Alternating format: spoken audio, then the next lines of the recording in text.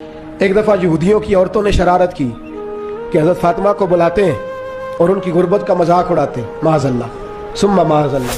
کہتی ہیں گھر آئی عورتیں، کہنے لگی حضور اپنی بیٹی کو بھیجیے، ہمارے گھر میں شادی ہے، ہم چاہتی ہیں یہ وہاں لوگوں کو تبلیغ کریں، دین کا پیغام دیں۔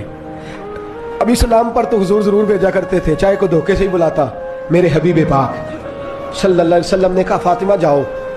حضرت فاطمہ کہتی ہیں ہاں تو کر لی، پر میرے وجود پہ کپڑے پھٹے ہوئے تھے، کئی جگہ پہ پیوند تھے، اور مجھے پتا تھا یہ عورتیں کس مزاج کی ہیں۔